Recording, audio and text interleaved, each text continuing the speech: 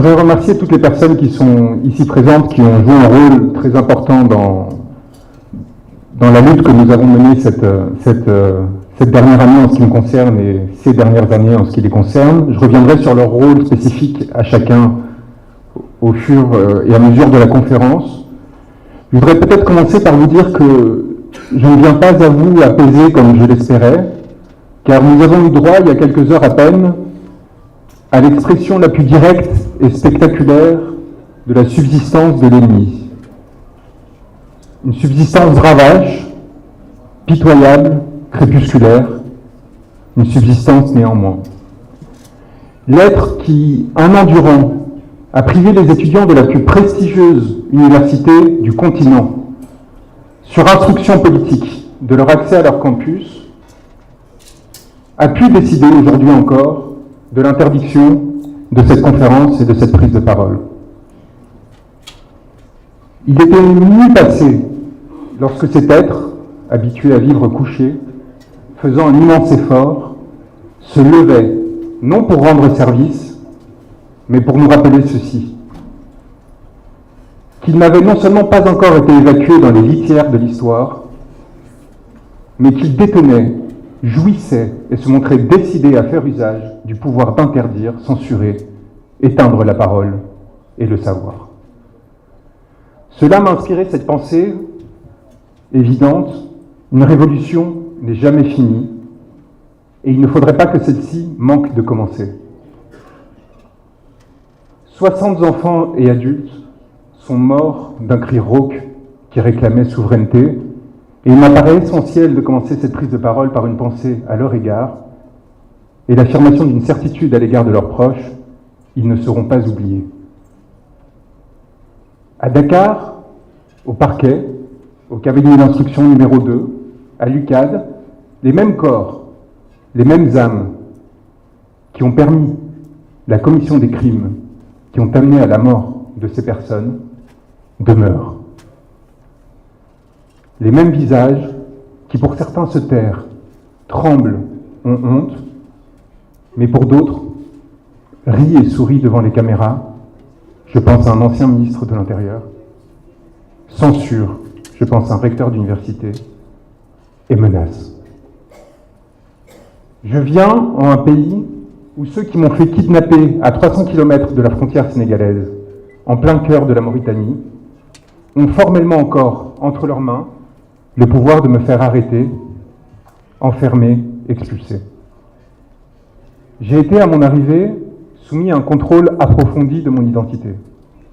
J'étais venu un homme simple, sans privilèges, sans invitation des autorités, mais par deux personnes qui avaient connu les géoles et qui sont pour moi des héros de l'humanité, dans le but de voir et de partager. Je n'ai demandé volontairement aucun passe-droit. J'ai pris mon siège au fond de l'avion, j'ai avancé sans rien réclamer, sans rien demander, et ce que j'ai vu, des permanences du pouvoir et des menaces qu'il continue à faire porter sur le peuple, m'a effrayé. Lorsque l'on est sans protection, sans robe, à égalité, avec les personnes qui n'ont pas de privilèges, qui n'ont pas eu la chance d'être protégées, l'on voit l'importance de démanteler ces structures de pouvoir et d'être sans tolérance à l'égard d'un quelconque excès, d'une quelconque violence qui n'aurait pas été réprimée. En ce pays que je considère aujourd'hui mien, ceux qui ont obéi n'ont pas été encore sanctionnés, et celui qui a ordonné que la mort se répande pour des violences politiques a été en mesure de quitter le territoire en jet privé et de jouir aujourd'hui encore de son impunité. Comment est-ce qu'il a pu payer ce jet privé, cet homme, dont les soldes sont pourtant publics et connus depuis près de 40 ans, et ne permettrait pas théoriquement de financer 1 heure de voyage dans cet appareil? Et qui est chargé aujourd'hui de rechercher quels sont les fonds qui l'ont financé? Je suis venu, chers amis, à égalité avec des confrères qui, comme moi, se sont sacrifiés pour une cause, tandis qu'en face, on payait jusqu'à 100 000 € l'audience des Français, des sorciers blancs, pour venir légitimer la répression et la violence qui s'abattait sur un peuple.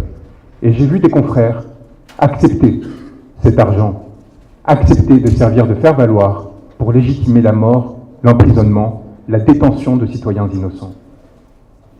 Je suis venu à égalité de telle façon que, lorsque, amené à Nouakchott, j'ai été confié au service de renseignement de la Mauritanie, alors que l'on m'avait assuré que l'on m'amenait vers l'aéroport pour que je puisse rentrer en Europe. Après avoir réussi à échapper aux polices et gendarmeries de ces pays pendant 4 jours, avec l'aide de personnes glorieuses qui sont aujourd'hui à mes côtés et qui ont pris tous les risques pour me protéger. Après avoir pris une barque pendant 25 heures pour traverser l'Atlantique, pour sortir de ce pays sans nuire à mon client, sans par exemple en traversant la frontière malienne, de sorte que l'on aurait pu inventer un prétexte que je voyais déjà venir, consistant à dire que peut-être que tout cela était une opération d'influence de l'étranger, financée par les Russes et d'autres.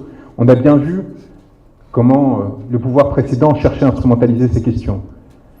Prêt à prendre le risque de la noyade pour m'assurer qu'à aucun moment, Ousmane souffrirait de notre démarche, d'une façon ou d'une autre, et pourrait faire l'objet de théories complotistes.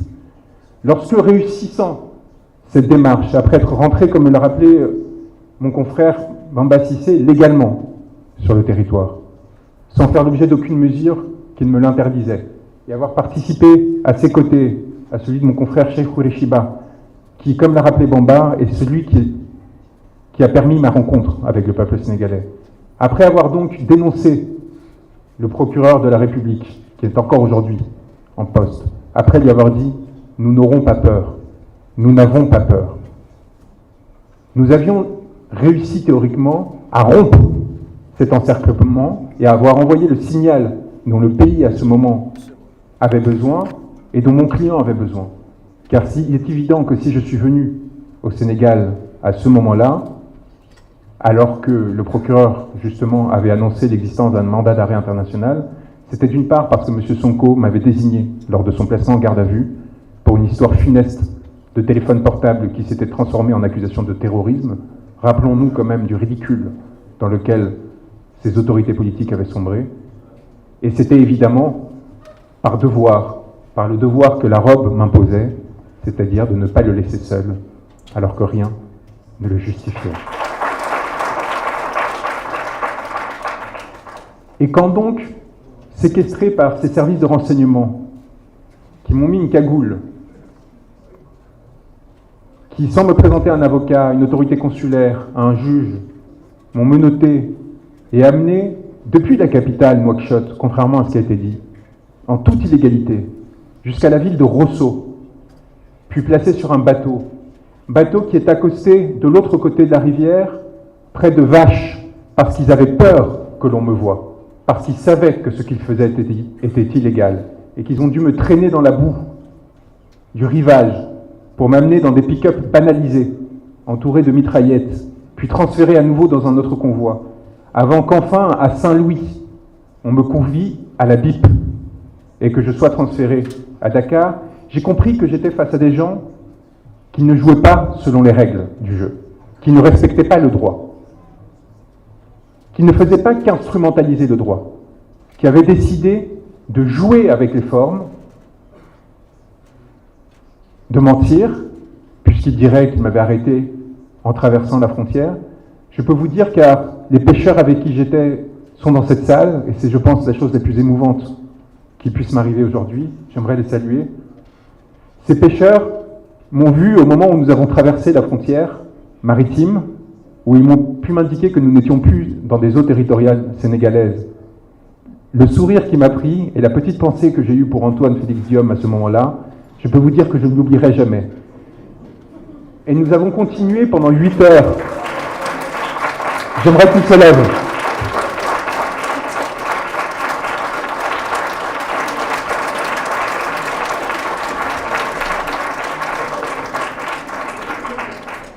Ces héros anonymes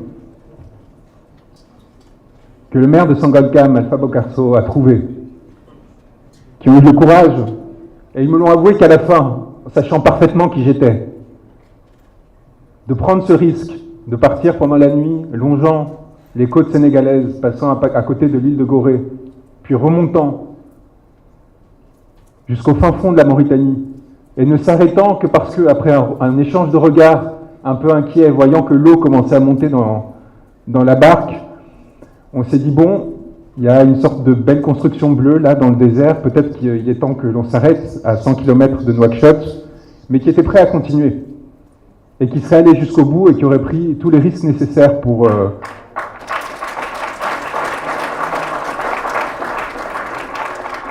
et qui donc, après ces 25 heures, nous ont amenés dans cet endroit-là, le savent. On était très loin de cette frontière maritime. Et la question qui se pose, c'est pourquoi est-ce qu'ils ont cherché à mentir? Pourquoi est-ce qu'ils ont tenté de mentir? Parce qu'ils ont cherché à maquiller la réalité, parce qu'ils ont cherché à la rendre légale et à rendre notre geste illégal. Et donc, à partir de là, à tirer du droit une légitimité, non seulement pour me faire enfermer, mais une légitimité politique qui leur permette de perdurer. Or, ce qu'ils avaient fait, et c'est ce qui permettrait ma libération quelques jours plus tard, à savoir arrêter un avocat parce qu'il avait défendu son client, était inconcevable et inacceptable. Et le faire accuser à son tour de terrorisme, d'association de malfaiteurs et ainsi de suite, et lui faire encourir la perpétuité, dans le seul but, non de l'effrayer lui, non de m'effrayer moi, mais de vous effrayer vous, et de vous montrer que ce pouvoir tiendrait contre une quelconque offensive, était quelque chose d'inacceptable et qui ne saurait être toléré. Et la mobilisation extraordinaire qu'il y a eu, y compris des Gilets jaunes en France, y compris des Gilets jaunes, pour vous dire à quel point votre lutte a trouvé des échos loin des palais, loin des pouvoirs. Cette mobilisation a permis de me sauver, et quelques mois plus tard, de sauver tous ceux qui étaient alors encore enfermés. Lorsque je suis rentré à Rebeuss, j'ai décidé de le faire pieds nus, comme cela a été raconté, pour une raison très simple. Je considérais que j'étais face à des violeurs, des gens qui ne méritaient nul respect et qui n'avaient aucun droit sur moi. Et donc j'ai refusé d'avoir aucun lien à leur égard, de me dégager entièrement de leur part. Ce n'était pas un geste calculé. De la même façon que cesser de boire et de manger pendant ces 3 jours s'imposait. Le fait de ne pas leur parler, si ce n'est pour dire cette phrase qui était rappelée, « Seule la lutte libère », n'était pas un choix, c'était une obligation, une évidence. Et quand je me suis retrouvé dans cette cellule, sur ce lit que Jamil Sané prendrait à ma sortie, dans un chassé-croisé extraordinaire, alors qu'il m'avait accueilli à Dakar, après qu'on se soit croisé dans la cave, souriant de se retrouver au même moment sans pouvoir se parler, évidemment, pour ne pas mettre en difficulté ceux qui nous avaient aidés. Après avoir réussi à sortir de toutes ces opérations de déstabilisation grâce au courage, j'allais dire à l'inconscience d'Alpha Bocarso, qui pendant ces 4 jours m'a protégé avec les siens, avec Ndion Lo, avec le lutteur Dolé qui est là, Eldin Dolé.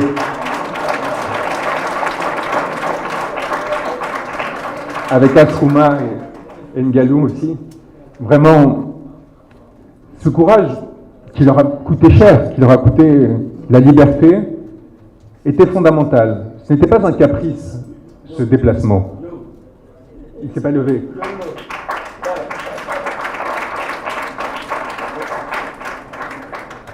Ce n'était pas un caprice parce que, évidemment, ce que l'on cherchait à faire, c'était rompre, ce qu'on a toujours cherché à faire, c'était rompre l'impression d'impunité de toute puissance qui habitait alors ce pouvoir. On avait déjà réussi quelques semaines avant, collectivement, à faire reculer le président de la République, Macky Sall, mais qui du coup n'était pas prêt pour une autre défaite. Il pensait, en renonçant à ce 3e mandat, en début juillet, d'avoir fait ce qu'il avait à faire, et qu'à partir de là, il avait la liberté de faire ce qu'il voulait faire, y compris donc arrêter Ousmane Sonko. Et il nous appartenait de lui montrer que les premières limites qui avaient été fixées, à travers notamment notre communication au bureau du procureur de la Cour pénale internationale, concernant la commission de crimes contre l'humanité au Sénégal, qui, rappelez-le, avait été rendue publique le jour d'une visite de Macky Sall à Paris, qui était censée consacrer la normalité de ses comportements, consacrer l'utilisation de tirs à balles réelles contre la population, consacrer son inscription dans l'ordre international. Cette communication, évidemment, avait permis d'empêcher cette normalisation et l'avait isolé et mis de côté avec un impact extraordinaire auquel il ne s'attendait absolument pas.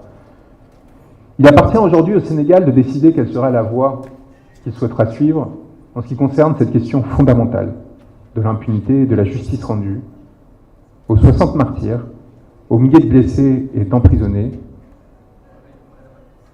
qui auraient pu autrement voir leur sacrifice demeurer en vain. Il y a plusieurs options. Celle de la réparation, qui a été annoncée par le président de la République, m'apparaît minimale, nécessaire, mais minimale. Il apparaît essentiel de procéder, comme l'a annoncé le Premier ministre, lors de cette journée dont parlait mon confrère Bamba Cissé, d'opérer une purge, et une purge massive, qui évite des événements comme celui que l'on a connu aujourd'hui. Il n'est pas acceptable que des personnes qui ont commis, au détriment du droit, des actes à l'encontre de citoyens sénégalais demeurent dans des positions de privilège, demeurent dans des positions de pouvoir dans ce pays. Nous le devons, à mon sens, aux nombreuses personnes qui se sont sacrifiées pour cette cause et qui ne se satisfont pas simplement de ce changement de pouvoir, mais qui nécessitent qu'il y ait un engagement réel pour changer les structures de ce pouvoir et éviter que ces violences ne se reproduisent. Alors, le Sénégal a le choix. Il a le choix de la justice internationale et de la Cour pénale internationale, ce chemin que nous avons ouvert, qui est parfaitement factible, et que le Sénégal pourrait renforcer en saisissant de lui-même la Cour pour qu'elle se saisisse à son tour de cette question. Mais la question que je me pose, c'est est-ce que les Sénégalais souhaitent mettre leur destin entre les mains d'une institution internationale dont on sait à quel point elle est sous influence et à quel point elle a été fécondée pour servir un projet qui n'est pas un projet souverainiste, qui n'est pas un projet sénégalais et qui n'est pas un projet africain. Il est tout à fait possible au Sénégal de créer une cour spéciale ou des mécanismes spéciaux qui permettent de juger et de sanctionner les personnes qui ont commis ces méfaits.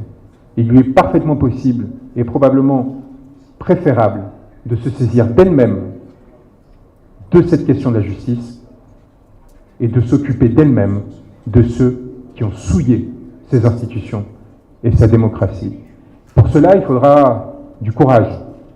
Du courage car il s'agit d'adopter des dispositions légales et peut-être constitutionnelles qui soient en rupture avec ce à quoi les hommes politiques sont habitués, à savoir négocier, transiger et se protéger.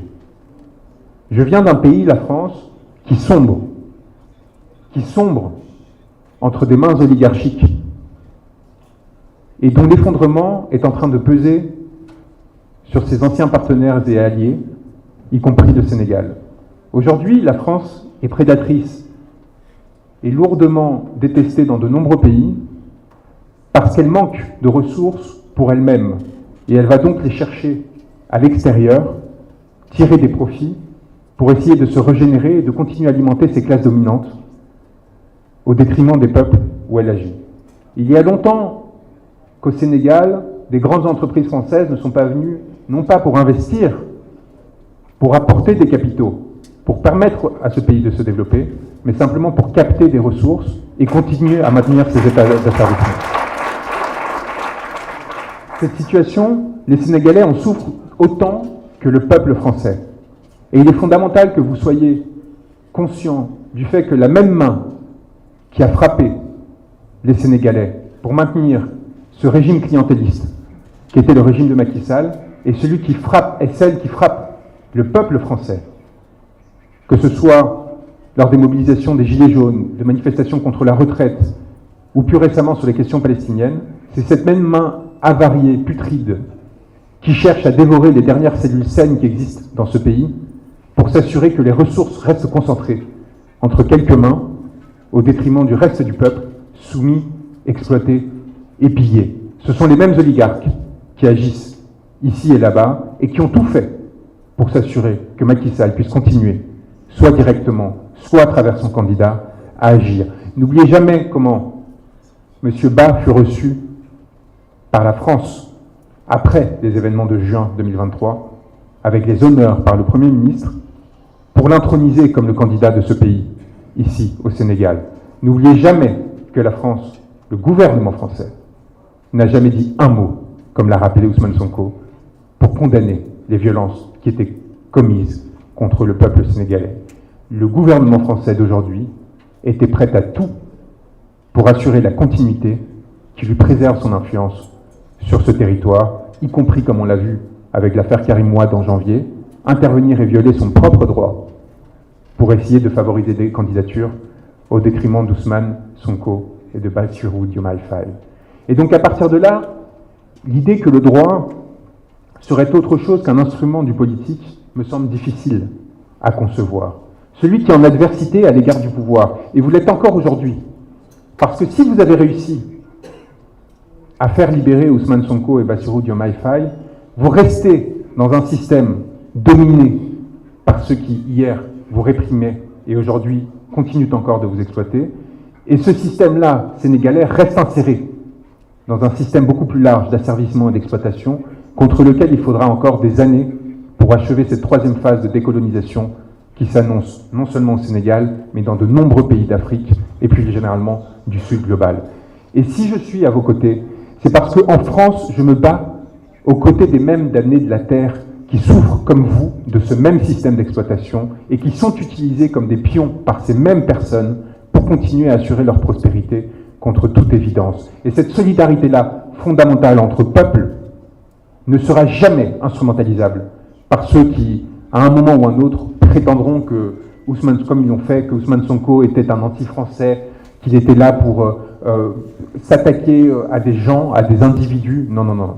Ousmane Sonko est venu pour rendre sa souveraineté au peuple sénégalais et a aujourd'hui une responsabilité majeure au regard des sacrifices qui ont été faits pour le protéger, à l'engagement extraordinaire qu'ont eu les confrères et le peuple sénégalais pour s'assurer que cette mission soit menée à bien. Et il va avoir besoin de l'engagement de chacun face à la trahison qui partout affleure et qui à tout moment cherchera à le déstabiliser et à éviter la concrétisation de ce projet. Et donc à partir de là, la position qui est la mienne ici, qui est celle d'un serviteur.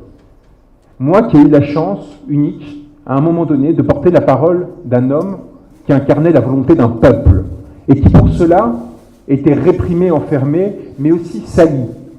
Et n'oublions jamais que peut-être le plus grave qu'a connu ce pays n'a pas été tant la détention et l'emprisonnement de ses principaux représentants politiques, de la mutilation et les violences commises à l'égard de simples citoyens comme Papa Abdoulaye Touré, c'est peut-être la salissure que l'on aura tenté d'infliger à cet homme pour des raisons politiques. Je n'oublierai jamais, et je tiens à ce que ce soit su par tous, et ces mots vont vous heurter, mais il faut que vous les entendiez. Lorsque, plaidant devant la Cour de justice de la CEDEAO, sur invitation de l'un de mes confrères, craintif déjà d'une institution à laquelle je n'avais nulle confiance, j'ai entendu le juge ivoirien, M. Ouattara, commencer à parler du sperme frais retrouvé sur le corps d'Adji Sarr. Lorsque je l'ai entendu dire ces mots et tenter de dégrader de la sorte un homme qui était déjà emprisonné, qui avait réussi à établir son innocence, y compris devant un tribunal fait pour le condamner, car il faut rappeler ce miracle d'avoir réussi à établir l'innocence d'Ousmane Sonko face à des juges dont il était exigé qu'ils le condamnent. Cet homme innocenté, qui voit sa parole portée par deux confrères, dont mon éminent Clédor Cirelli, respecté dans toute l'Afrique de l'Ouest, se retrouve devant une instance internationale où l'on entend cet homme prononcer ces mots. Je veux que tous les Sénégalais le sachent, pour qu'ils sachent à quel niveau d'indignité nos ennemis sont arrivés, pour qu'ils sachent à quel niveau d'indignité ces institutions supposément internationales, censées servir la souveraineté des peuples ouest-africains, sont arrivées pour nuire à un homme et un peuple et légitimer leur démarche que rien ne pouvait légitimer. C'est face à ce monstre, aujourd'hui, que vous vous battez et que vous aurez à vous battre. C'est face à ce monstre, aujourd'hui, qu'Ousmane Sonko et son gouvernement ont à se battre. Et il faut que vous soyez très attentifs à ce que la capacité que vous avez eue à subvertir l'humiliation que l'on a tenté de vous infliger. Cette humiliation qui est le principal instrument politique des dominants. Cette humiliation qui est la pire trace que la colonisation ait laissée. Bien plus grave encore que les coups de fouet, que les exécutions, que les violences physiques. La tentative de rabaisser, de mettre à bas. Cette tentative que l'on a cherché à nous affliger à tous pendant cette procédure et pendant ces années. Encore aujourd'hui, dans des commentaires dans la presse, inacceptables au sujet de cette conférence. Cette humiliation, c'est l'arme que nous n'aurons jamais à utiliser, qui nous différenciera toujours de toujours, et contre laquelle nous aurons toujours à lutter. Et le politique, le sens du politique, consiste à renverser l'humiliation en la collectivisant. Parce que l'humiliation est un acte individuel. On essaye de vous isoler, de poser sur vous un stigmate, de rompre les liens qui vous unissent aux autres opprimés. Et ce faisant, vous désactivez et vous effondrez politiquement. Et la fonction du politique, et la noblesse du politique, c'est de réunir ces opprimés. C'est de réunir ces personnes que l'on a cherché à écraser, et c'est de les mettre devant la scène, après la victoire, pour leur dire « nous serons là pour vous protéger ». Nous avons tous, ici, à l'exception de mes deux confrères, été détenus. C'est symboliquement très important que nous soyons aujourd'hui devant vous et devant ces caméras pour pouvoir vous dire non seulement que nous avons vaincu, mais que nous serons là pour vous, et quoi qu'il arrive, du côté des oubliés de l'histoire, pour les protéger contre tout excès que quiconque chercherait à sur lui appliquer. Je voudrais vous remercier d'être là en conséquence, parce que votre présence nous permet de collectiviser ce sentiment, de nous rendre compte que nos efforts n'ont pas été vains, et de continuer à servir avec cette force qui nous a menés jusqu'à vous, et qui continuera à nous mener là où on nous demandera de l'aide, là où des humiliés réclameront qu'un regard les rétablisse dans leur dignité et leur rende cette souveraineté qu'on leur aura volée. Merci beaucoup.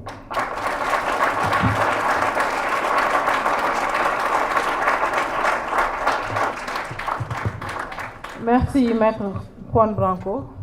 Bon,